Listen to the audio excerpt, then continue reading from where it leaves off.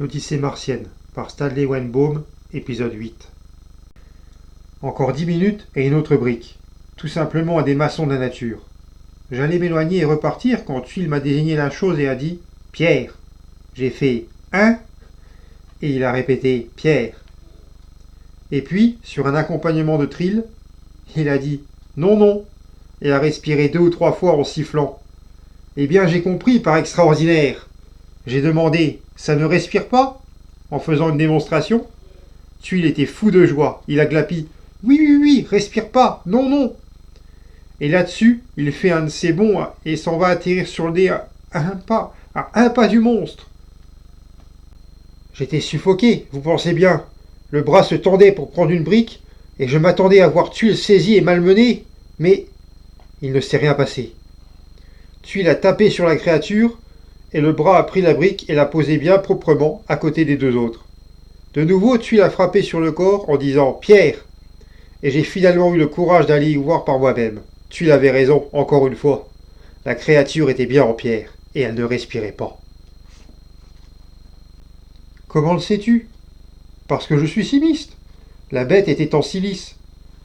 Il avait dû y avoir de la silice pure dans le sable, et elle vivait de ça, tu comprends ? Nous autres et Tuile, et ces plantes là dehors.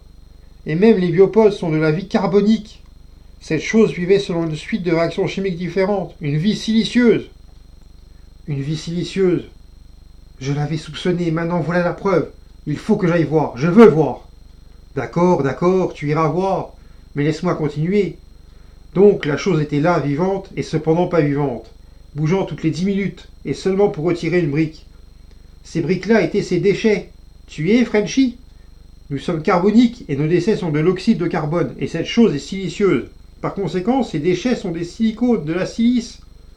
Mais la silice est un solide, d'où les briques. Et elle s'enferme, et puis, quand elle est recouverte, elle change de place et recommence. Pas étonnant qu'elle craquait. Une créature vivante d'1 demi-million d'années. Comment le sais-tu ? Son âge ? Nous avons suivi ces pyramides depuis le commencement, n'est-ce pas ? Si cette chose n'était pas le bâtisseur de pyramides originelles, l'alignement se serait interrompu quelque part, avant que nous la trouvions, pas vrai ? Il se serait terminé et une autre aurait recommencé, par de toutes petites pyramides. C'est simple, il me semble. Mais elle se reproduit ou elle essaye.